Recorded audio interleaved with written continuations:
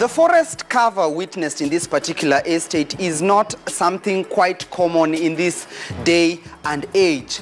Located right next to the Karura forest, this week's episode of Area Code takes you right at the heart of one estate whose construction and design plans were drawn as early as 1903 by the white settlers who settled in this part of Africa. This week on Area Code, we shall be delving into Muthaiga Estate and try to explain to you why this particular estate is perhaps known for its serenity, tranquility and exclusive lifestyle. Can just anybody be a resident of this particular estate? Let's find out on Area Code tonight. Welcome to Muthaiga Estate. This is a place where homes and the environment come as advertised.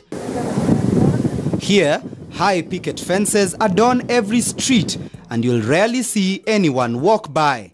In fact, Muthaiga is one of those estates where chances are residents don't know whom their next door neighbor is. But thanks to the Muthaiga Residents Association, that analogy is slowly but surely changing.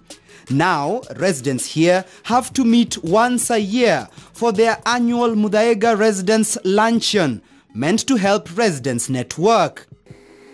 The brains behind the idea is this man, renowned judge, former director of public prosecution, and former chair of the Judges and Magistrates Board, Mr. Sharad Rao.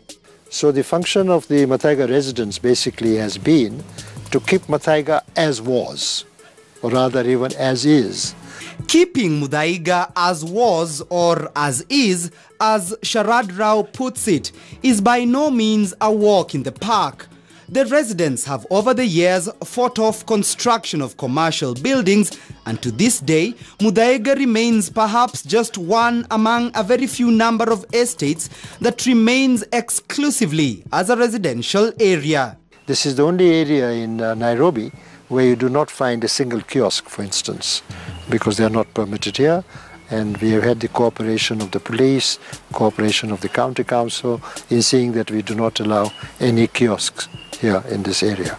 So by and large, even the development properties, etc., are controlled very strictly, of course, by the county, but in liaison with us. We are in constant discussions with them as to the kind of development and the size of the development. Development in Muthaiga is highly controlled. Land here is sold mainly as half-acre plots meant for single dwelling for domestic purposes only. Here and there, you get to spot a few houses under construction. But to be honest, you have to have really deep pockets to call yourself a resident here. As per the first quarter of 2018, land here had been valued at 144.7 million shillings per acre. On average, if you intend to buy a 3-bedroom maisonette in the area, then you'll have to part with at least 71.6 million shillings. The rental price index here goes for about 308,000 shillings per month for rent. But to truly understand why Muthaiga is so expensive, you must first appreciate where the estate has come from. Unlike many of the estates we have today, Muthaiga was actually planned for. This is a copy of the actual map that was drawn as a design for the estate back in the 1900s by the colonial white settlers. The planning was meant for about 150 households. Now, Muthaiga hosts nearly 3 times that number. Even today, when you look at the title deeds of the properties, it still says that it is restricted to owning by Europeans only. Really? But obviously, it is not being effected today.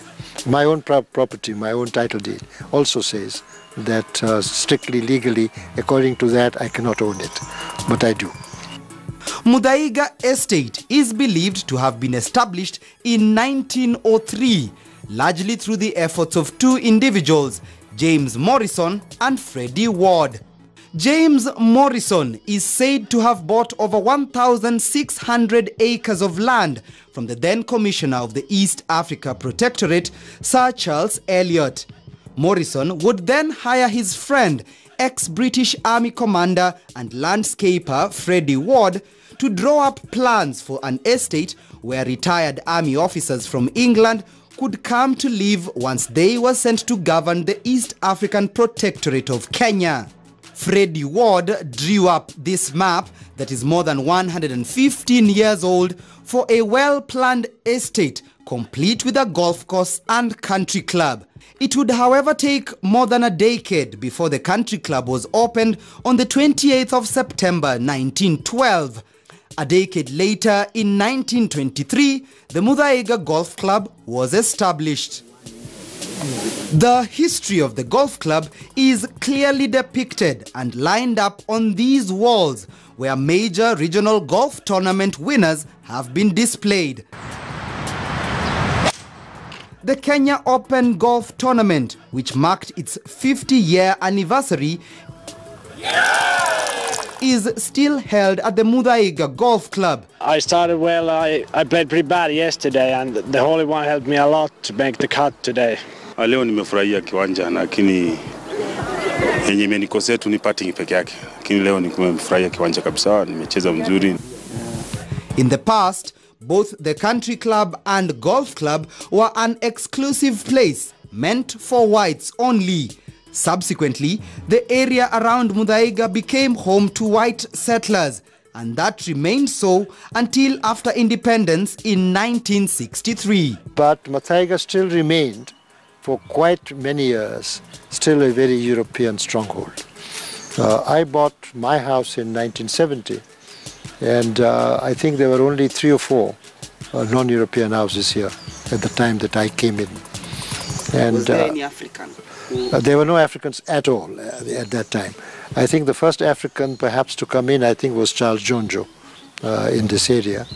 But we had Murumbi, who was the vice president. He lived here, I know. Gechaga had come in. Gechaga, who used to be on the BAT. So I think those were basically the only 3 that I knew at the time, that 1970, when I came in, that they were here. Sharad Rao has been a resident in Muthaiga Estate for nearly half a century. He heads the Muthaiga Residents Association as the group of residents chairman, a title he has held since 1999, when the association came into being. He tells me as late as the 1970s, living in Muthaiga was not easy for an Asian, let alone an African. When I came here in 1970, we had a dog. The dog was barking on the very first day, as dogs normally do. And my neighbor came in, and from across the fence he shouted at my mother, who used to live with us, to say that stop your dog from barking. This is Muthaiga. This is not Parklands, where you should be living. So I met him at that evening at a cocktail party. So I went up to him and I introduced myself to him. And he said, "Oh, you are Rao, the assistant DPP." So I said, no, I didn't come to introduce myself. I came purely to tell you that I am your new next door neighbor. And whereas I'm Indian, I said, my dog is not. My dog is European. He's a German Shepherd. And he never spoke to me after that. So that was the kind of atmosphere that we had even as late as 7 years after independence. The Muthaiga of today is interestingly not so different from that of old, though nowadays you'll find a blended mixture of not only different shades of races, but also nationalities calling this place home. Muthaiga Estate is home to at least 24 diplomats and ambassadors' residences, including the residence of the British High Commissioner, the ambassadors of Brazil, Denmark, Belgium,